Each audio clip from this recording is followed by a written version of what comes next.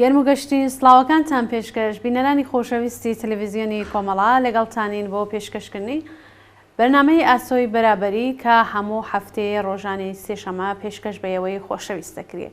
بۆ بەرنامەی ئەم هەفتە ئەمانەوێت لەسەر دەور و نەقشی ژنان لە شۆڕشی ژینا یا شۆڕشی ژن ژیان ئازادیدا باسکەین. بۆ باسی زیاتر لەسەر ئەم بابەتە بەڕێز فاتمە کەریمی چالاکی مافی ژنان و هەروەها بەڕێوەبەری کۆمەڵەی مافی مرۆڤی کوردستان لە بەرنامەکەمان بەشدارە لە ڕێگەی سکایپەوە. فەرموون ئێوەی شتا کۆتایی لەگەڵمان بن.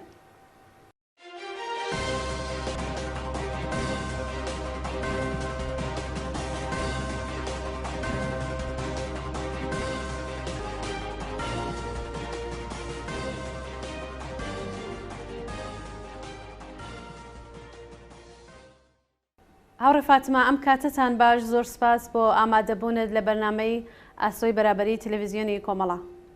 سڵاو ڕێز بۆ ئێوە و بۆ بینەرانی خۆشەویستیان بەرنامەش.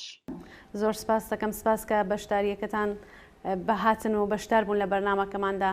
هاوڕێ فاتمە خۆتان دەزانن کە نزیکەی بە 4 مانگە کە ئاخێزی یام دەتوانین بێژین ئاخێزی ژن ژیان ئازادی یام ئاخێزێک کە ناو نرا لە شۆڕشی ژینا دەستی پێکردووە و هەر ڕۆژ قۆناغێکی تازەتر بەخۆیەوە دەبینێ.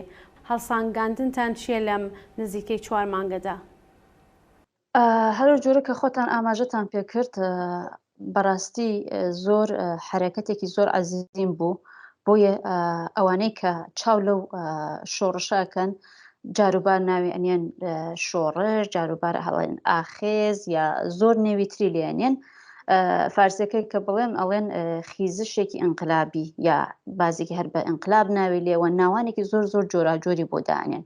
یعنی بۆ زۆربەی ئەو کەسانێک کە چاو لەو حرەکەتاکەن ماونەتەوە کە چ نێوێک بنێن لەو حرەکەتە.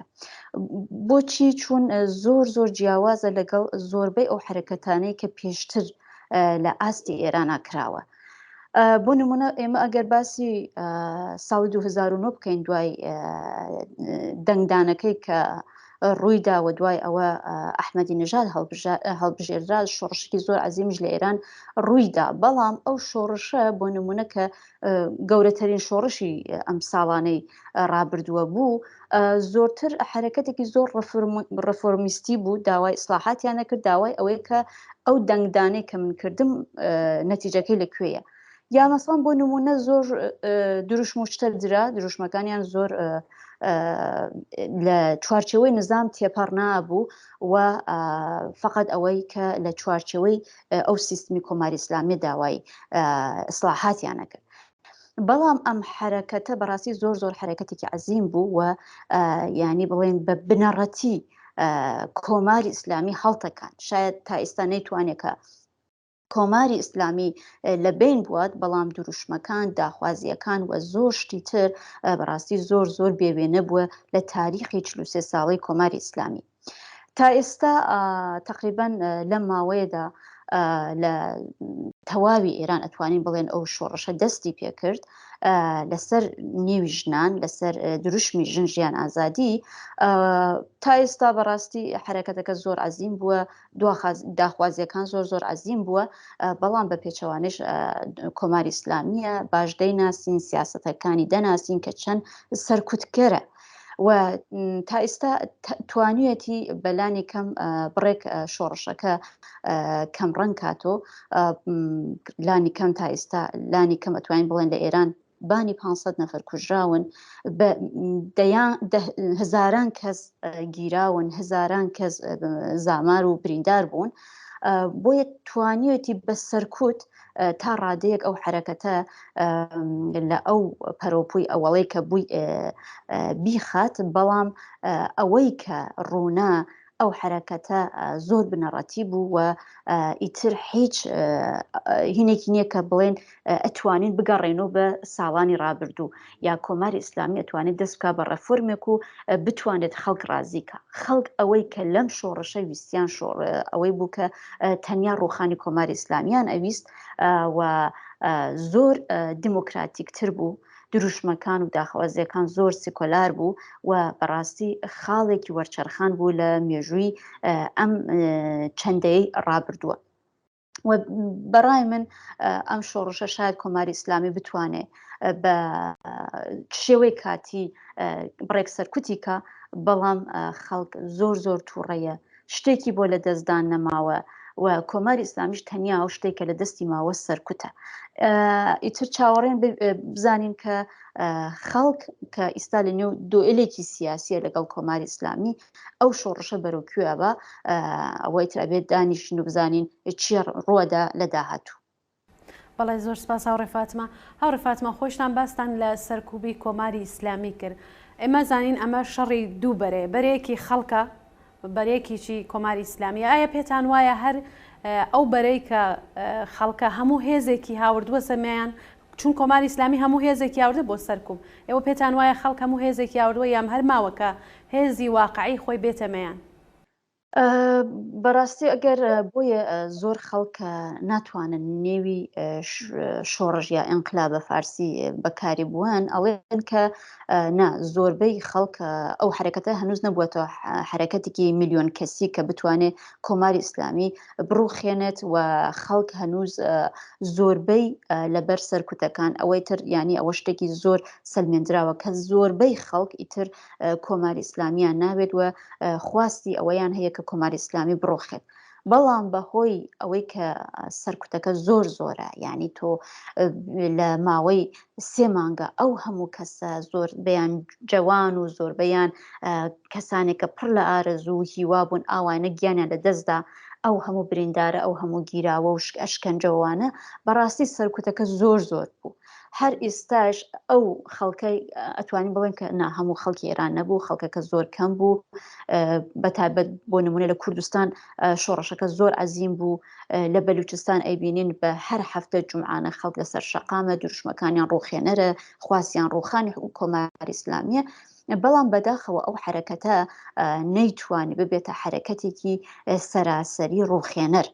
بۆیە زۆر خەڵک ئەوانەی کە چالاکن و ئەوانەی کە ئانالیزی ئەو حرەکەتە ئەکەن زۆر بە احتیات و باز لە وشەی و لە ترمی ئەنقلاب کەڵک وەرەگرن.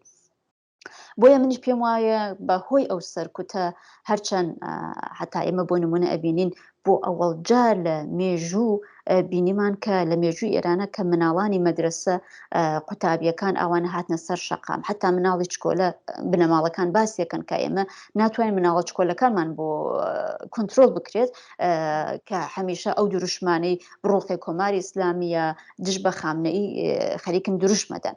بۆیە هەرچەند ئەوە کە هیچ شک و گومانێکی لێ نییە ئەم جارە خەڵکە بڕیاری خۆیانیان داوە و ئیتر بڕیاریویاندا لە کۆماری ئیسلامی تێپەڕ بن، بەڵام بەهۆی ئەو سەرکوتە تەواوی خەڵک نەهاتنە سەری شەقام و بەهۆی ترسە کە زۆر ئەتوانی قابلی دەرکە بەڕاستی ئەو سەرکوتە بۆ نمونە لە زۆر وڵاتە ئەبینین 2 نەفەر ئەکوژرێت حکوومەتەکە ئەڕۆخێت، ینی خودی سەرکۆمار و دەوڵەت و ئەوانە خۆیان ئەو ئەحساسی مەسئولیەتە لە خۆیانەکەن کە 2 نەفەر گیانی لە دەستداوە بەهۆی سیاسەتەکانی ئەوان و ئەوان ئیتر شایستگی ئەویانە نییە کە حکوومەتکەن. بەڵام کۆماری ئیسلامی لە ئاستی نیوە دەوڵەتی لە ئاستی منتەقە هیچ جێگە و پێگەیەکی بۆ نەماوە، تەنیا شتێکی بۆ ماوە ئەوەیە کە بتوانێت لە ناوخۆی ئێران خەڵک سەرکوتکە. بۆیە زۆر ینی شتێکی سیر نییە ئەگەر ببینین لەم شۆڕشەیش تەواوی خەڵک نەهاتنێتەر هەرو گلەیە کە خەڵکە کوردەکان بوویان، بەلوچەکان بوویان، ژنان بوویان کە ئەم حرەکەتە ئاوا دەستی پێکرد لە ئەوڵە زۆر خەڵک بۆ نمونە کوردەکان بەلوچەکان زۆر هەزینەیاندا و ئەو گلەیانە بوو لە خەڵکانی ناوچەی مەرکەزی ئێران بۆ نمونە بتوانین بڵێن کە زۆر ئەو جۆرێکە لە تاران، لە شیراز، لە ئەسفان، لە شارە گەورەکان نەهاتنە سەر شەقام و نەهاتن ئەو جۆرەکە پێویست بێ یارمەتی خۆیان و ڕۆڵی خۆیان لەو شۆڕشە بنوێنن. بۆیە زۆر زەحمەتە تا ئێستا ئەوەی کە بڵێن کە ئەوە ئەنقلابە و ڕوخێنەرە، بەڵام ئەوێن ئەتوانین بتوانین لە ئاستی دروشمەکان و لە ئاستی خواستەکان ئەتوانین وەکو ئەنقلابێک وەکو شۆڕشێک ناوی لێ بووین، بەڵام لە ئاستی کەسەکان و ئەوەی کە چەند کەس هاتنە سەر شەقام و ئایا زۆر بوونەوە، ئایا هەموو خەڵک هەموو هێزی خۆی خستە گەڕ، لەو لەباری کەمیەتی ناتوانین ئەوە بڵێن. بەڵای زۆر سپاس هاوڕێ فاتمە. هاوڕێ فاتمە لە بەشی لە قسەکانتان باسی ژنانتان کرد، ژنانی بەلوچستان، ژنانی کوردستان. ئەگەر اشتبانەکەم پێتان وایە مەسەن ئەوەی کە ئێستا ئێمە هەموو هەفتێک دەیبینین دوای ئەوەی کە زاهێجان هەفتەیەکی خوێنینی بوو جمعی خوێنی ناوبرا، ئێستا ژنان لەوێ هەموو هەفتەیەک تێنە دەرەوە دروشم دەدەن. ئەمە ئەتوانێت چیمان پێ بڵێت لە زاهدانێکە پیا و سالاری تا ڕیشە و ئێسقان هەیە وەکو سیاستێکە کۆماری ئیسلامی خۆی لە کوردستانە هەیەی سیاستێکیی لە بەلوچستانە هەیە بۆ عقبهێشتنی خەڵک. ئێوە پێتان وایە ئەوەی کە ئێستا ژنان ئاوا تێنە دەرەوە شعار دەدەن نسبەت بە جمهوری ئیسلامی واکۆنش نیشانەدەن چیمان پێ ئەڵێت؟ ئەوە زۆر پرسیارێکی باشە. ینی تا ئێستا ئێمە ئەڵێن شۆڕشە، بەڕاستی ئەم شۆڕشە شۆڕشی پەراوێزخراوەکان بوو. بۆ نمونە ژنان هەر لە سەردەمی دامەزراندنی کۆماری ئیسلامی تا ئێستا بە هەموو جیاوازیەکانیان لەباری چینایەتی، لەباری ئتنیکی، لەباری مەزهەبی، بێ هەموو ئەو جیاوازیانە ژنان وەکو ژن سەرکوت کراون بە شێوەیەکی زۆر زۆر سیستماتیک. هەرچەند ئەو سەرکوتە لەلایەن ژنانی مەسەڵەن بۆ نمونە کورد بەلوچ زۆر زۆر جیاوازە لە ئەو سەرکوتەی کە ژنانی مام ناوەندی لە تاران و لە شارە گەورەکانی تری ئێران بووە. بۆیە لەگەڵ ژنان ئێمە ئەوێنین بەلوچەکان، کوردەکان زۆر زۆر ڕۆڵێکی مهمیان بوو لەم شۆڕشە. و ئەم زۆر مهم بوو. چیمانی پێنیشاندا لە سەر بەشداری ژنانی کورد بەلوچ ئەوەی نیشانماندا کە ئێمە تا ئێستا کە هەرچی ئێمە لەم ساڵانی ڕابردووە ئەمانوت کە ئەگەر باسی توندوتیژی ژنی کوردەکرێ ئەو توندوتیژیە شتێکی سیستماتیکە. ئێوە ناوێت تەنیا ئەوە بە پیاو سالاری کۆمەلگای بەلوچ یا کۆمەلگای عەرەب یا کۆمەلگای کورد پەیوەندی بدەن و بڵێن کە نا ئەم کۆمەلگا زۆر کۆمەلگایەکی داخراوە، ژنان تەنیا قوربانین، ژنان تەنیا نەخشێکی منفعلیان هەیە، کۆمەلگای پیاو سالار ئەمانە سەرکوتەکە. ئێمە ژنان فقط وەکو ئەو ژنەی کە خۆی ئەکوژێت، ئەو ژنەی کە لەلایەن بنەماڵەکەی ئەکوژێت، فقط ژنانی کورد یا بەلوچ یا عەرەبیان وەکو ژنانێکی منفعل ئەبینی. بەڵام ئەم شۆڕشی ژنجیان ئازادیە تەواوی ئەو کلیشانە و ئەو ئستریۆتایپە کە لەسەر ئەو ژنانە بووی خستیە بە چالیشی کێشە. چۆن بۆ نمونە تۆ چۆن ئەتوانی مەسەڵەن ئێمە هەر لە خودی ژینا ئەمینی بگرە، کچێک کە 22 ساڵان بێ هیچ تەجروبەیەکی سیاسی ئەچی بۆ شارێکی گەورە وەکو تاران لەوێ ئەگیرێت لەو فیلمانە کە خودی کۆماری ئیسلامی نیشانیەدا کە بڵێت کە من ژینام نەکوشتووە، ژینا خۆی بە مردنێکی زۆر ئاسایی و تەبیعی مردووە. لەناو ئەو فیلمیچە ئەبینین ئەو ژنەکانی ترکە گیراون دانیشتون و ماتەڵن کە بزانن کەی بانگیانەکەن و پەروەندەیەکیان بۆ تەشکیل بن و تەواو. بەڵام هەر لەوێچە ئەبینین کە ژینا خەریکە ئێترازەکە کە بۆچی گیراوە، بە چه هۆیە گیراوە، و ئەو گرتنی ئەوە زۆر غەیرەقانونی و غەیرە یاساییە. لە خودی ژینا بگرە کە لەوێ گیانی لە خۆی دەسەدا. ئێمە لە ڕۆژی ناشتنی تەرمی ژینا ئەبینین ژنانی سەقز چۆن ئەو بەیانیە کە خوێننەوە کە بەڕاستی مانیفستێکی ڕادیکاڵی فێمینیستی بوو، چۆن ژنان ئەو ڕووسەری و ڕووسەریەکانیان فڕێدەن وانە وەکو ئەکتێکی ئینقلابی، وەکو ئەوەی کە ئەوان دژ بە ئەو سەرکوتی کۆماری ئیسلامی کە لەسەر ژنان پەیڕەویەکە. و دوایش کە دیمان لە تەواوی خۆپێشاندانەکان لە کوردستان لە شارە جۆراوجۆرەکانی کوردستان بەڕاستی ژنان ڕۆڵێکی زۆر زۆر گرنگیان بوو کە بۆ نمونە ئەوەی بینیمان کە باوکی یەکێک لە کوژراوەکانی و گیان بەختکردنەکانی بۆکان کاڵێ کەیتر لە مەولا ئێمە تا ئێستا ئەمانوت ئەگەر زۆر ئینسانێکی ڕێک و پێک و زۆر شجاعی تۆ ئەڵێن پیاوی، بەڵام لە مەولا ئەبێ بڵێن تۆ زۆر ژنی، ینی زۆر شتی گۆڕا. و ئەمە نیشانەدا کە چەندێک ئەو کلیشانە ئەو ئستیرۆتایپانە کە لەسەر ژنی کورد و عەرەب و بەلوچ و ئەوانەیە ئەمانەی وەکو ژنانی منفعلەدە لە دەرەجەی ئەوەڵ ئەو کلیشانە بردەژێری پرسیار چۆنە بێ ژنێک کە ئێستا بە ئەم هەموو ساڵی ئەمە ئەمان و وانە یەوە ئەبێ ئەو تونند و توێژیانە کە نسبەت بە ژنی کورد دەکرێ، عەرەب بکرێ، بەلوچەکرێ بە شێوەیەکی سیستماتیک بیوێنن.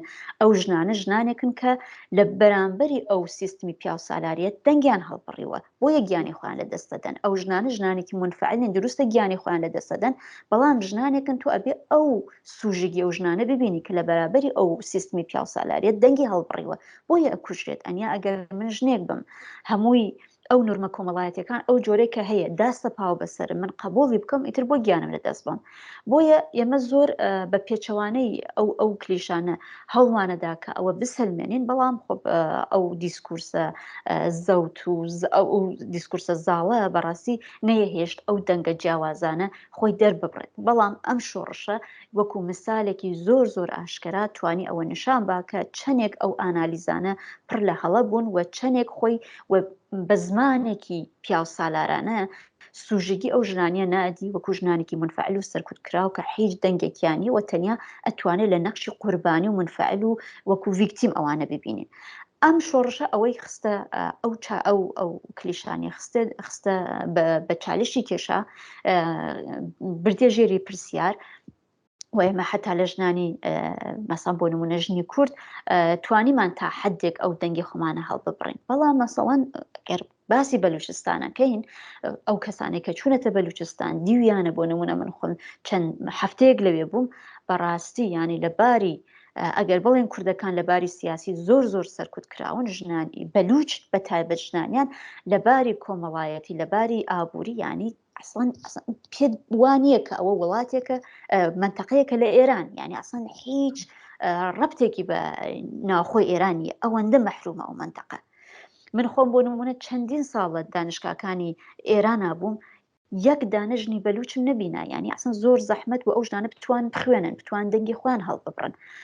بۆیە بەڵام هەر بەو شرایطش ئێمە ئەبینین کە لەو خۆپێشاندانە دەنگیان هەیە، خەریکن خۆیان نیشانەدەن و شعارەکانیشان زۆر ڕادیکاڵە، ینی زۆر زۆر ڕادیکاڵتر لەوەی کە لە تاران و لە شارەکانێکی تری ئێرانەمان بینە. بۆیە زۆر زۆر مهمە و بەڕاستی ئەو شۆڕشە حتا ئەگەر کۆماری ئیسلامیش بتوانێت بە کاتی ینی بە تەواویش سەرکوتی کا شتێکی زۆر زۆر کاتیە ناتوانێت ئەوە بەردەوام بێت ئەو سەرکوتە، بەڵام بەڕاستی زۆر زۆر نوکتەی هەیە کە ئێمە لەسەری بتوانین قسەکەین و پێویستی بە لێکۆڵێنەوەیەکی زۆر درێژخایەن هەیە کە چەند شتی خستە ژێری پرسیار، چەندێک شتی خستە بەرباس و بەڕاستی ڕووخانێک حتا ئەگەر بڵێن ڕووخانێکی سیاسی نەبوو نەیتوانێت تا ئێستا کۆماری ئیسلامی بڕۆخێنێ، بەڵام لە ئاستی خواست و دروشم و ئەو گۆڕانی کە لەناو کۆمەلگا و لە ذهنیەتی ئینسانەکانە دروستی کردووە هیچ شتێکی لە ئینقلابێکی تەواون ئەتوانین بڵێن فێمینیستی کەم نەبووە تا ئێستا. بەڵێ زۆر سپاس هاوڕێ فاتمە. هاوڕێ فاتمە، ئەگەر لە بەلوچستان بین بۆ کوردستان، خۆمان نەزانین کوردستان لە دەستپێکی ئەم شۆڕشە پەرچەمدار بووە، زۆر گیان بەخکردووی داوە، زۆر گیراوی داوە کە ئێستا لە زیندانەکانان بەشی زۆریان حکمی ئەعدام درراوە. بەڵام ئەگەر بمانەوێت لەسەر ڕۆڵی ژنان لە کوردستان باسکەین، خۆتان نەزانن کە ژنان لە کوردستان ڕۆڵێکی بەرچاویان هەیە. ئێمە ئێستا بینین لە یادی ئەو کەسانەی کە گیانیان بەختەکەن بە دەستی کۆماری ئیسلامی، ژنان تێن لەسەر گۆڕەکەیان وتارێژن. ئەوە نییە کە وەکو جاران شیوەن و ئەو سونەتانەی کە پێشتر بۆ ئێستا وتار دەدەن، خۆیان بە درێژەدەری ڕۆڵەکانیان یان هاوسەرەکانیان. ئێوە پێتان وایە ئەمە ئەتوانێت چه پەیامێکی بێ ئەمەی کە ژنان ئاواتێن لەسەر کولی چه ژنان چه پیاوان وتارەدەن لەسەر گۆڕی کەسەکانیان و نەخشی ژنان لە کوردستاندا چۆن هەڵدەسەنگێننەوە؟ وایە ڕاستە، بەڵام گوتم هەرە جۆرێکی ئەم شۆڕشە زۆشتی گۆڕا و ئەتوانین بە زۆش ئاماژە بکەین، وەکو هەرەوەی کە مەسەڵەن بۆ نمونە ناشتنی مردووەکان یان بەختکردووەکان زۆر شتێکی پیاوانە بوو. حتا لە زۆر منتەقەی کوردستان ئیجازەیان نادا کە ژنان بچن لەوێ حزوریان هەبێ. وایە بەڵام ئەم شتێکی زۆر نوێ نییە، ئەم ڕۆتە شتێکی زۆر نوێ نیە لە کوردستانە. بۆ نمونە من خۆم ئێوە ئاگادارن کە پێشتر لەسەر ژنانی کۆمەڵە کارم کردووە لە هەشتاکانە، لە دای 6 کە بڵێن، ئەو ڕۆڵە لەو سەردەمە گۆڕا. ینی بۆ نمونە تا ئەو دەورە ئێمە هەمیشە دوگانەیەکمان هەبوو، پیاوی قارەمان، پیاوی شۆڕشکەر، پیاوێکە گیانی بەختەکە بۆ کوردایەتی یا زۆر بۆ بەرامبەری یا بۆ هەر شتێکی تر. ئەوەی پیاوان بوو بە نێوی شۆڕشکەر بە نێوی پێشمەرگە گیانیان بەختە کرد. بەڵام لە کوردستان ئەو ڕەوتە ئەم گۆڕینە زۆر لەو سەردەمە دەستی پێکرد. لەو کاتێک کە ژنانی کۆمەڵە بۆ ئەوەڵ جار و حتا هی حیزبەکانی تر بەڵام بەرچاوتر ژنانی کۆمەڵە ئەبن بە پێشمەرگە، و چەک هەڵەگرن و گیانیان لەسەر هەر ئارمانێک و هەدەف و ئامانجێک بێ گیانیان بەختەکەن و ئەبن بە سوژەیەکی سیاسی ژنان ئەگیرێن گیانیان بەختەکەن شکنجە ئەکرێن و وەکو قارەمانێک ڕۆڵی خۆیان ئەبینن لەو سەردەمە بوو کە ئەم دووگانەی ژنان وەکو شێوەنکەر ژنانێکە هەمیشە وەکو دایک وەکو ژن وەکو هاوسەر وەکو کچ بۆ باوکەکانیان براکانیان کوڕەکانیان ڕۆڵی شیوەنکەریان بوو کە ئەم گیانبەخت کردوەکانیان بلاواندا ئەیان لاواندۆ بەڵام ئەم شتە گۆڕا بە ئەوەی کە ئەو ژنانە وەکو قارەمان وەکو ژنانێکی شۆڕشگەر پێشمەرگە دەرکەوتن لەو سەردەمە دەستی پێ کردووە بۆیە ئێستا هەڵەیەک هەیە لەسەر کورد ئەوەیە کە مەسن ئەڵێن بەڵێ لەم شۆڕەشە بینیمان ژنی کورد زۆر چالاک دەرکەوت بەڵام ئەو حرەکەتە ئەوە نەتیجەی فقط ئەم شۆڕشی ژینان نییە ینی لە کوردستان ئەمە مێژوویەکی زۆر دوو درێژوی لە پشتۆ هەیە تەنیا ژنانی کۆمەڵە نییە ئێمە بەهۆی کورد بوونمان مەجبور بووین هەمیشە بزانین لە منتەقەی چی ڕووەدا بزانین لە باکوور چی ڕووەدا لە ڕۆژاوا چی ڕووەدا لە باشوور چی ڕووەدا و ئەمەی ینی هەمەتوانی زۆر هەمیشە ئێمە لە ناو کارەسات و بەدبەختی و گیان لە دەستان و ئەو شتانە بووین بەڵام لە لایەکی ترۆ خاڵانێکی زۆر پۆزیتیڤی بووە ئێمە توانیمانە لە شۆڕشانێکی تریش دەرس وەربگرین تەجروبە وەربگرین و ئەمە بووەتە هۆی ئەوەی کە ئێمە زۆر بتوانین لە ئەم شۆڕژینا زۆر بە خاوەن دروشم و خاوەن سیاسە دەرکەوین بۆیە زۆر شتێکی شاید بۆ زۆربەی ئێرانەکان زۆر شتێکی نوێ بێ بڵێن بەڵێ ئێمە تا ئێستاوا بیرمانەکرۆ ئیستاوانیە بەڵام ئەوە باش خۆمانەزانین کە ئەوە مێژوویەک و شۆڕشێکی لە پشتۆ هەیە و ئێستاش ئەبینین شاید ئەم گۆڕانە زۆرتر لە نێو چینە سیاسیەکان و ئەوانەی کە خۆیان بە فعالی سیاسی فعالی مەدەنی چالاکانێکی تر چالاکی کرێکاری خۆیانیان بەو شێوە ئەدی بەڵام ئیستا ئەوەی کە زۆر مهمە لە کوردستان ڕوەدا ئەوەی کە چینانێکە هیچ تا ئێستا زۆر تێکەڵی سیاست نەبوون هەرچەند زۆر زەحمەتە کە بڵێن لە کوردستان کێ سیاسیە کێ سیاسی نییە بەهۆی ئەو ژیانە کە ئێمە هەبوومە ناتوانین بڵێن هەموو کە سیاسیە بەڵام بڕێک لە کەسەکان زۆرتر دەرگیری سیاست بوون بڕێک کەمتر بەڵام ئەوەی کە زۆر مهمە ئەوەیە کە ژنانێکی نێو ماڵ ژنانێک ئەسڵن تا ئێستا زۆر ڕۆڵێکی سیاسیان نەبووە شاید هیچ لایەنگرێکی سیاسیان نەبووە ئێستا ئەوانە بە خاوەن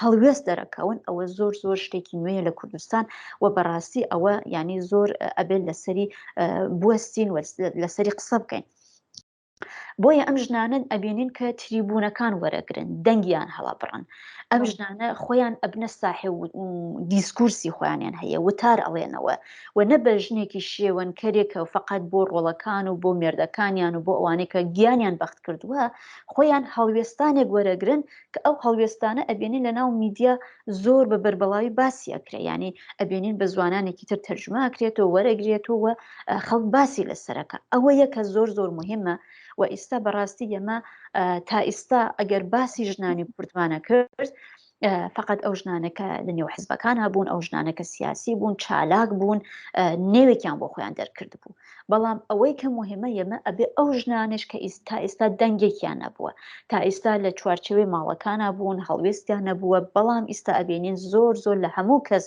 شۆڕشگێرتر دەرەکەون ئەبێ ئەوانە ببینین دەنگیان ببیستین خواستەکانیان ببینین و لەسەری ئەوانی چه قسە بکەین تەنیا خۆمان مەحدود بە بڕێکش لە ژنان بڕێک لە چالاکان نەکەینەوە چون بەڕاستی ئەوە ینی خۆی بە جۆرێک هەرو دیسکورسی زاڵی لە نێو ئێرانە کە لە فارسەکان و قەیرە کوردەکان نسبەت بە کوردی هەیە ئێمە خۆمانش لە ناوخۆ خەریکن ئەوە دووپاتەکەینەوە و ئەو ژنانە نابینین بۆیە تا ئێستا ئەو هەڵەمانە کردووە لەمە و بەدووە ئەبێت دەنگی دانەوە دانی ئەوانە ببیسین هەڵوێستەکانیان چییە ئەسن چۆن چاو لە شۆڕشاکەن چۆن ڕۆڵی خۆیان ئەگۆڕن و دەیانوێت چۆن هەڵوێست وەربگرن ئەبێ ئەوانە حتمما ببینین و لەسەری باس و لێکۆڵێنەوە بکەین بەڵای زۆر سپاس هاوڕێ فاتمە ئێمە زۆر جار لە بەرنامەکانمانە باسمان لە دەستکەوتەکانی ئەم شۆڕشەکرە بێگومان دوای نزیکەی بە 4 مانگ زۆر دەستکەوتی هەیە و خاڵی بەهێزی هەیە خاڵی لاوازیی هەیە ئێوە ئەگەر بتانەوێت خاڵە بەهێزەکانی باسکەن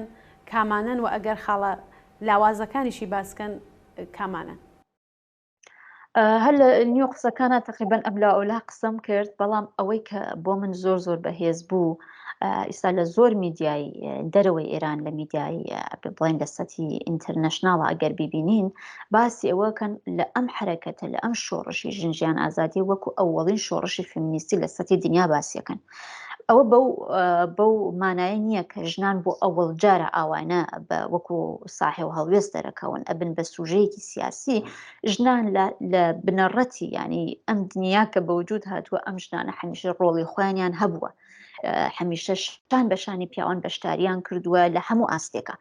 بەڵام مێژوو چون مێژوویەکی پیاوانە بووە، ئەم ژنانە هەمیشە خستووەتە حاشیە، ئەم ژنانە دەنگیان نەبووە، ئەم ژنانە خراونەتە پەراوێست.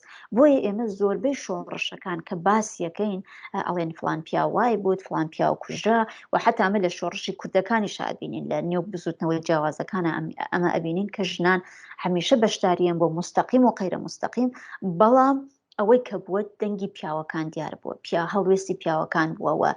شۆڕشی کورد تا ئێستا ئەتوانین بڵێن زۆر شۆڕشێکی تا ئەم چەند ساڵی ڕابردە زۆر شۆڕشێکی پیاوانە بووە، وەکو زۆربەی شۆڕشەکان و بزوتنەوەکان لە ئاسی دنیا. بەڵام ئەم شۆڕشە توانی ئەوە نیشانبا کە بۆ ئەوەڵجار شۆڕشێکی سەراسەری لە ئێران، لە ئاستی تەواوی ئێران دەستی پێکردووە کە بە نێوی ژنان بووە. بەهۆی ئەوە بووە کە ژنێک بەهۆی ئەوەی کە چوارشێوەکەی باش نەبووە، حجابەکەی باشنەوە لەلایەن پلیسی ئەخلاقی یا گەشتی ئێرشادی ئێران ئەکوژێت، و دوای ئەوە شۆڕشێک دەست پێەکە. تا ئێستاوە ینی زۆر بە دەگمەن شۆڕشێک بووە، یا ئەگەر بووە لە مێژوو سراوە، تۆ ئێمە ناتوانین ئەو لایەنە ژنانەی ببینین، بەڵام ئەم شۆڕشە بە نێوی ژنان دەستی پێکرد و توانی خۆی وەکو شۆڕشێکی فیمینیستی لە ئاستی دنیا خۆی بناسیێنێت، و ئەمە زۆر مهم بوو. بەڵام ئەوەی کە فقط تەنیا باسی ژنانە مهم نییە، یعنی ئەتوانێت زۆر نەتایجێکی تری هەبێ. بۆ نمونە وەختی ئێمە باسی مافی ژنانەکەین کە ئەبینین حتا ئەو حیزبانەی ئەو کەسایەتیانە کە باوەڕیان بە باسی ژنان نەبوو، هەمیشەیان و ئێمە زۆر شتی مهمترمان هەیە، ئێستا ئەگەڕێن بە حیزب و بە کەسایەتی سیاسی، خەریکن مێژووی خۆیان هەڵەتەکێنن بۆ وەڵدمان ئێمە لە دەورەیەکە باسی ژنانمان کردووانە، نیشانیدا کە ئیتر لە مەولا باسی ژنان بێتە باسێکی زۆر بنەڕەتی تەواوی ئەو کەسانێک کە خۆیان وەکو سیاسی، وەکو چالاکی مەدەنی دەرەخەن، ینی ئیتر تۆ ناتوانانی بە هیچ شێوەیەک باسی ژنان بخەیتە پەراوێست. ئەوە زۆر مهم بوو. بەڵام شتێکی تری کە زۆر بازم لەسەر بەحسی ژنانە، وەختێک ئێمە باسی ژنانەکەین، سەرکوتی ژنان لە ڕۆژی ئەوەڵی دامەزراندنی کۆماری ئیسلامی، بنەڕەتی کۆماری ئیسلامی بۆ ئیدۆلۆژی کۆماری ئیسلامی لەسەر سەرکوتی ژنانە دامەزراوە. و کاتێک تۆ باسی مافی ژنانەکەیت، تۆ چ بتەوێت چ نەتەوێت، ئەچی بەرەنگاری کولی سیستمی کۆماری ئیسلامیە بیت. چون کۆماری ئیسلامی تەنیا فقط باسی ئەوەی نیە کە ژینا بە خاتری ئەوەی کە حجابەکەی باش نەبوو کوژرا، نا زۆر ئیدۆلۆژی دیسکورسی کۆماری ئیسلامی لەسەرە، ینی بە هەموو شێوەیەک ئەو ڕۆژانە ژنان سەرکوتەکات. تۆ ئەبێ باسی حجاب بکەی، باسی قەوانینی خانەوادە بکەی، باسی گەشتی ئێرشاد بکەی، باسی ئەوەی کە ژن ناتوانێت خۆی لە ئاستە سیاسیەکان و لە پستە باڵاکانە خۆی دەربخات، ینی تۆ ئەچیتە شەڕی کۆماری ئیسلامی بە شێوەیەکی زۆر بنەڕەتی. و ئەوە تا ئێستا زۆر کەم بووە. ئێمە زۆر شۆڕشی ترمان بووە لە ئێران لەم ساڵانی ڕابردووە، بەڵام تا ئێستا زۆر کەم بووە کە ئاوانە ڕوخێنەر ڕوبەڕووی کۆماری ئیسلامی بێتەوە. بۆیە وەختێک باسی ژنانەکرێ، تەنیا فقط لە ئاستی ژنانە نامێنێتەوە. بۆ نمونە شوعارەکان ئەو دروشمانە کە دەرکەوتن، ئەسان تۆ یەک دانە دروشمی ئائینی نبینی، ئائینە کە زۆر نەهادێکی زۆر مهمە لە کۆماری ئیسلامی، نه فقط بۆ کۆماری ئیسلامی، بۆ خەڵکیش. ئێمە زۆربەی حتا خەڵکی کوردیش خەڵکانێکی ئیسلامین، سەنە ئەو ئیسلامی سیاسیە، بەڵام ڕۆژانە باوەڕی هەیە بەو ئائینە، بە ڕۆژانە خەریکە نوێژەکە ڕۆژوەکەوە، بۆی مهمە. بەڵام ئەوەی یەک دانە دروشمی ئیسلامی و ئائینی نبینن، حتا مەلا ئائینیەکانیش هاتنە پشتی ئەو حرەکەتە. بۆ نمونە حتا لە بەلوچستان مەولەوی عەبدولحەمیدە، مەلا ئائینیەکانی کوردستانە هاتنە پشتی ئەو شۆڕشە. بۆیە بەڕاستی لە ئاستی ذهنیەت و بیر و باوەڕ و هیوادارم ئەم حرەکەتە بەردەوام بێت. ئەنیا ئێمە ئەتوانین بڵێن لە هەر شۆڕشێک شتانێک هەیە زوو جێبەجێ ئەبێت، بیرروڕای خەڵک بە شێوەیەکی کاتی ئەگۆڕدرێت، بەڵام هیوادارین ئەو حرەکەتە زۆر بەردەوام بێت لە ئاستی ئێران، لە کوردستان بە تایبەت، و بتوانێت تەسیرێکی زۆر بنەڕەتی بێ لەسەر زەهنیەتی خەڵک. ئێستا کۆماری ئیسلامی ڕووخاندنی زۆر زەحمەتە، ئێمە ناتوانین بۆ ڕاحەتیە باس لە ڕووخاندنی کۆمارێک بکەین کە نەتەنیا مستەبدێکی سیاسی و مستەبدێکی دینیشە و هیچ حتا بڵێن لە ئاسی لیبرالیش هیچ پرەنسیبێکی قبول نییە. بۆیە ڕووخاندنی ڕژیمانێکی وا زۆر زۆر زەحمەتە.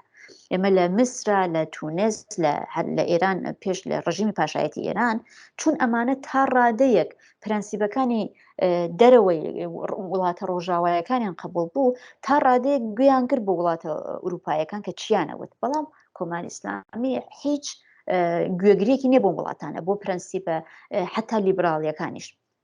بۆیە زۆر زەحمەتە. بەڵام ئەم شۆڕشە بەڕاستی حرەکەتێکی عەزیم بوو و تا ئێستاش توانی زۆر لە بیر و ڕای ئینسانەکان، ڕێکخراوەکان، چالاکانی مەدەنی و حتا بگرە خەڵکی عادیش خەریکە گۆڕان دروستەکە. لەگەڵ زۆر ژنی نێو ماڵان قسە بکەین، ژنەکە ژنانێکە هیچ ئەدعایەکی سیاسیان نەبووە. ئەڵێ کە من ئێستا زۆر بوێرتر بووم، ئێستا مافەکانی خۆم باشترە ناسم، مەسەن ترسەکانم ڕووخاوە. پێشتر لە هەموو شتێک ئەترسام، بەڵام ئێستا لە هیچ شتێک ناترسم.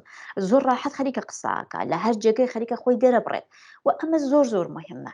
مناڵانی چکۆلە بگرە، یعنی بە هەرکێک تۆ سەیرەکەی ئەو ڕووخانە ئەو شکاندنی ئەو ترسە خەریکی ئەبینیت و ئەوە زۆر مهمە. بەڵام خاڵێکی تریش کە ئەوە کە زۆر مهمە ئەوەیە کە ئێمە تەنیا ئەم حرەکەتە تەنیا باسی ژنان نییە. ئەوانەی کە زۆر ئێستا فقط باسی کوردستان بکەم، ئەوان زۆربەی ئەوانەی کە کوژراون و گیانیان بەخت کردووە ئەوێنین کە چینی هەژارن، چینی کرێکارن. یعنی تۆ من ناتوانم بڵێم کە ئەگەر کێشەی ژن لە ئێران لە کوردستان چارەسەر بکرێت هەموو کێشەکان تەواوە چارەسەر ئەکرێت. کێشەی ژن وەکو هەر کێشەیەکی تری کۆمەڵایەتی پەیوەستە بە تەواوی کێشەکانی تر. من ناوێت بڵێم کە مافی ژنانم ئەوێ، بەڵام من چینی کرێکار بۆ مهم نییە. من ناوێت منی زۆربەی ژنەکان چینی کرێکارن. ئێمە وەکو کورد بەهۆی کێشەی ئەمنیەتی لە کوردستانە زۆر بەمان کێشەی چینایەتیمان هەیە. بۆیە کوردستانیش هەموو کات ئەڵێن کوردستان، بەڵام کوردستان پڕە لە کەسانێک لە چینی جیاواز، لە کۆمەڵگای پەلکە زێڕێنە، لە چینی کرێکار، لە ئاینە جیاوازەکان و زۆر زۆر جیاوازە. بۆیە منی ژن وەختێک باسی مافی ژنانەکەم ئەڵێم ئەو شۆڕشە شۆڕشێکی فێمینیستیە. من بێ ئەوەی کە بتوانم کێشەکانی تر چارەسەر بکەم و داوای کێشەکانی تر بکەم، من ناتوانم بڵێم کەوە شۆڕشێکی سەرکەوتووە. کێشەی ژنان ئەبێ چارەسەر بێ وەکو بنەڕەتی، وەکو کێشەیەکی بنەڕەتی، وەکو کێشەیە کە ئیتر بە هۆکارانی زۆر بەم بیان و بەو بیان و بیخەمە پەراوێز ئیتر ئەوە قبول ناکرێت.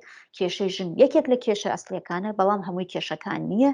و ئەوەی کە ئەڵێن ژن ژیان ئازادی دروستە فقط ناوی ژنە، بەڵام تۆ باس لە ژیانێکی سەرکەوتووەکە، ژیانێکە ئیتر چینی هەژاری تیانەبێت، ژیانێکی ئازاد بێ. ئەو ژیانە زۆر زۆر قسە هەڵەگرێ، ینی زۆر کەس بە هەڵە لە ئەو پەیامە تێگەیشتون.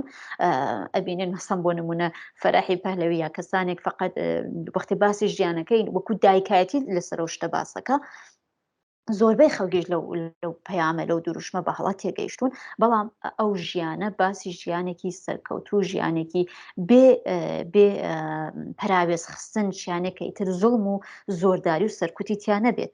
و منی ژن ئەبێ چون خۆم کەسێک لە چینێکی سەرکوت کرابووم وەکو کورد، وەکو ژن لەباری چینایەتی، ئەبێ هەموو ئەو هۆکارانە بە یەکۆ گرێ بدەم و ئەو هەمووی ئەوانە لە بەرچاو بیخمە بەرچاو. ئەنیا تەنیا لە بەرباسی ژنانە هەر جارێک ئێمە تەنیا یەک باس بخینە باسی بنەڕەتی و ئەولەویەتی ئێمە و ئەو باقی خواستەکان بخینە پەراوێز، بە هیچ شێوەیەک ئێمە ناگەینە ئەو ئاکامە و ئەو ژیانە سربەستەی کە بە دوایە بووین. بەڵێ هاوڕێ فاتمە، بۆ ئەوەی شۆڕشی ژن ژیان ئازادی بە داخوازیەکانی خۆی بگات دەبێت چی بکرێت؟ لە پرسیارە ئاخرەکەی کە تەوزیحمدا، ینی دروستە ئەم شۆڕشە وەکو شۆڕشی ژن ژیان ئازادی خۆی دەرخستووە. مافی باسی ژنان یەکێک لە باسە سەرەکیەکانە، حتا بگرە محافظە کارتەرین کەسانیش ئیتر ناتوانێت ئەو باسە ئینکار بکات و خەریکە دیانی پێێنێت ئیسا لە ڕووی زەرورەت بێ لە ڕووی ئەوەی تێگەیشتن بێت خەریکە ئەو باسە ئیتر بە باسێکی سەرەکی خەریکە ناوی لێ ئەوە زۆر مهمە. بەڵام ئەو شۆڕشە وتم کە ینی ئەگەر تۆ ئیستا ئەبینین کە هەر کەسێک گیان بەختەکات یا لە دروشمەکانە ئەیبینین لە پاڵی ئەو شۆڕشی ئەو دروشمی ژن ژیان ئازادیە زۆر داواکاریانێکی تریش خەریکە خۆی ئەخاتە ڕوو. بۆ نمونە کێشەی نەتەوایەتیە، کێشەی چینایەتیە و زۆر کێشەی تر خەریکە خۆی دەرەخات. بۆیە لە داهاتووە ئەم شۆڕشە متمەئنەن بەردەوامە بێت. شاید کۆماری ئیسلامی بتوانێت بە شێوەی کاتی سەرکوتیکە، بەڵام لە درێژخایە ناتوانێت، چون کۆماری ئیسلامی ئێستا پڕە لە بحران و لە کێشە و بەهۆی ئەو تحریمانە کە کراوە تا ئێستا لە ماوەی ئەم 40 چەند ساڵە توانیەتی بەهۆی ئەو هەموو پارەی نەوت و گاز و شتانە توانیە لەسەر پێ بوەستێت و ئەگەر لە باری کارایی و کارامەدیە زۆریش تەواو نەبووە، بەڵام هەمووی ئەوانە بشارێتەوە چون پارەی زۆری هەبوو. بەڵام ئیستا کە تەحریمیش بووە خەریکە لەم چەند ساڵی ڕابردووە نیشانی داوە کە بەڕاستی زۆر سیستمێکی زەعیفە و تەنیا بەهۆی ئەو هەموو پارە توانێت تا ئێستا بەردەوام بێت. بۆیە ئێستا کە تەحریم کراوە ئیتر خەریکە ئەو هەنداوی لێبوردنەکەم خەریکە ئەو ناکارامەدی نیشانەدرێت. بۆیە سیستمەکە پڕ لە بحران و ئیتر ناتوانێت وەکو جاران ئەگەر ڕەفۆرمێ بکات یا شتێک کێشەکانی خۆی چارەسەر بکات.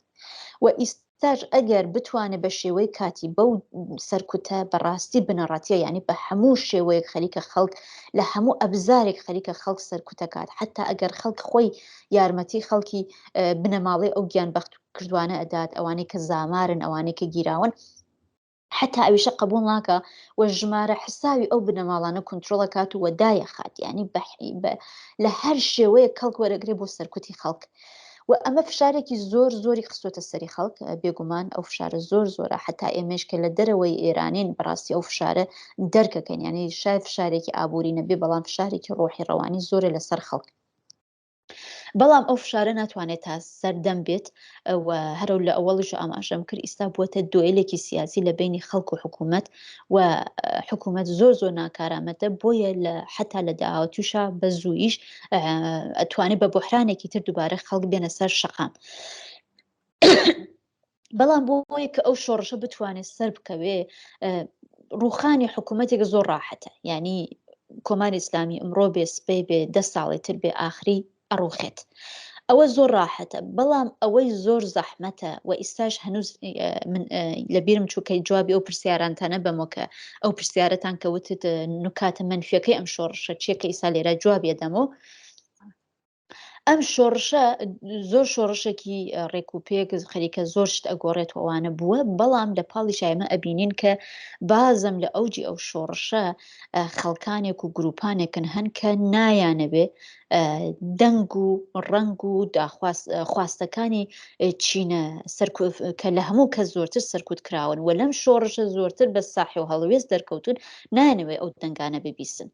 بۆیە شۆڕشێکی سەرکەوتوو ئەوەیە کە بۆ ئەوەڵجار لە ئێران ئێمە بەرەو سیستمێکی دموکراتیک بچین، یعنی من ئەبێ وەکو کورد دەنگی بەلوچ ببیسم، دەنگی ژنان ببیسم، دەنگی کۆمەلگای پەلکە زەڕێنە ببیسم، کێشەی چینایەتی ببیسم و هەمووی ئەوانە بخمە بەری چاو، کێشەی محیتی زیست، یعنی ئێمە لە باری محیتی زیست و هەمووی ئەوانە ئەشێ ببینم و دوایی بۆ خۆم پلانێک دابڕژێن لە باری سیاسی مەبەستمە لەسەر ئەوە. یعنی ئەگەر من بێم و یەکود من چون بە وەکو کورد وەکو ژن ئەو دوو کێشە ئەبینم باقی کێشەکان نەبینم، وەکو هەرو سیاسیە مەرکەزگەرانە کە ئەبمە دووبارە دیسکورسەکەی ئەوان دووپاتەکەم و ئەم جارە بە ناوێکی تر و ئەتوانم منی زۆر هۆکاری تر نەبینم. بۆیە ئەمە ناوێتە شۆڕشێکی ڕاستەقینە، شۆڕشێکی ئەبێ بە شۆڕش چون حکوومەتێک ئەڕوخێنی، بەڵام شۆڕشێکی ڕاستەقینە نییە. هەرەوەی کە کۆمەڵە لە دوای ڕوخانی ڕژیمی پاشایەتی لە شەستەکانە ئەیەوت ئەوە ئینقلاب نییە، ئەوە قیامە، بە قیام لەو شتە باسیەکرد بوو، چون ئەیوت ئێمە فقط تا ئێستا حکوومەتەکەمان ڕوخاندووە، بەڵام ئەم شۆڕشە بێ بەردەوام بێت و دقیقاً ئێمە ئێستا لەسەر ئەو ئاستەین، ینی کۆماری ئیسلامی بە هەر شێوەیەک بێ ئەڕۆخێت بەڵام ئیتر دێروزووکەی بەڕاستی ئەوە دیار نییە و هەڵەگەڕێتەوە بە هەڵوێستی خەڵک چۆن هینەکات ینی زۆرتر لە ئەوەی کە لە دەرەوە چی ڕوەدا فشاری دەرەوە زۆر مهمە بەڵام بەڕاستی ئەوەی کە چۆن خەڵک هەڵوێستەگرن زۆر مهمە ینی داهاتوو ئێران خەڵکی نێو خۆ خەریکن تاعینەکەن کە چی ڕوەدا لە داهاتوو فقط ئەوەی کە من لە داهاتوە ئێستا ئەوە فارسەکانە ئەو سیاسیەکانن ئەگەر من تەواوی ئەم کێشانە نەبینم بە یەکۆ بەهۆی ئەوەی کە جارێ ئێمە فقط کۆماری ئیسلامی بڕۆخێنین دوایی بیر لە داهاتوەکەن و ئەوە هەڵەیەکی زۆر زۆر کوشندەیە ئەوە دووبارە ئەبێتە دووپاتکردنەوەی ئەنقلابی 57 ئێران ئێمە دووبارە هەر بە نێوی اتحاد و فقط ڕۆخانی ڕژیمی پاشایەتی مهم بوو بۆ زۆر کەس ئەوە کە ڕژیم بەو ڕاحەتیە گۆڕا ڕووخا بەڵام دیمان کە کۆماری ئیسلامی کێ قەویتر بوو حکوومەتی مسادرە کردو ئەو باخیتری بە نێوی زدی ئەنقلاب و منافق و زدی ئیسلام و ئەوانە سەرکوت کرد بۆیە باە ترسی سەرێکی ئێمە ئەوەیە ڕوخانی ڕژیمی ڕژیم ئەڕۆخێت بەڵام ئەوەی کە بۆ داهاتوو ئێمە پلانێکمان هەبێ چۆن چاو لەو وەزیەتە بکەین چۆن دەنگی خەڵکانی پراوێزخراوی تر ببیسین ئەوە زۆر مهمە وە کورد چۆن ئەبێ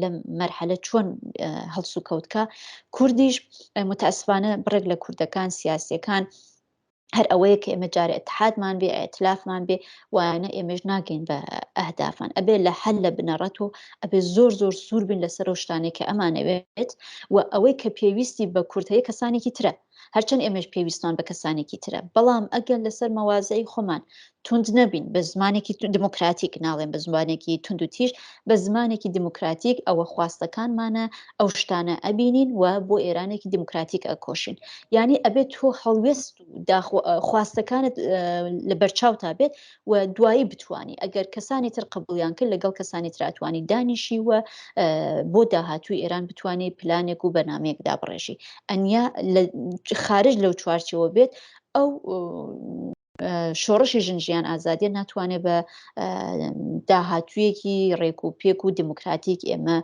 بگەیەنێت. بەڵای زۆر سپاس هاوڕێ فاتمە بەداخەوە کاتی بەرنامەکەمان بەرەو کۆتاییە چێ من پرسیارێکم نەماوە ئەگەر خۆتان قسەیە کەس کە بتانەوێ بەم بوو توێژەی کە تا ئێستا ئەنجاممانداوە ئیزافەیکەن فەرموون.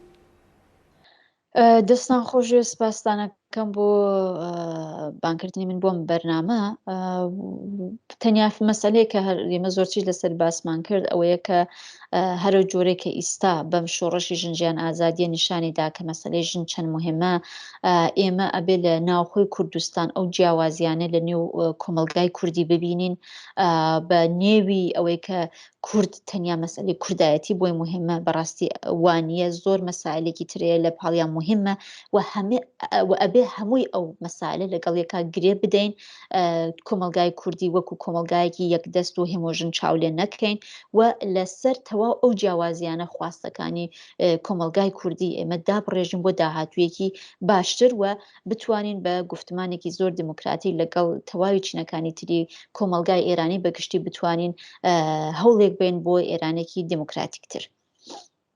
بەڵای زۆر سپاس دەکەم هاوڕێ فاتمە کە بەشدار بووی سپاس بۆ ئەوەی کە بەشدار بووی لە بەرنامەکەمان. سپاس بۆیەوەش. زۆر سپاس جارێکی تر سپاس بۆ هاوڕێ فاتمە کەریمی چالاکی مافی ژنان و هەروەها بەڕێوەبەری کۆمەڵی مافی مرۆڤی کوردستان کە لە ڕێگەی اسکایپەوە بەشداری بەرنامەکەمان بوو. بەڵای بینەرانی خۆشەویستی تەلەڤیزیۆنی کۆمەڵا بەم جۆرە هاتینە کۆتایی بەرنامەی ئەمڕۆی ئاسۆی بەرابەری سپاس بۆەوەی کە تا ئێستا لەگەڵمان بوو.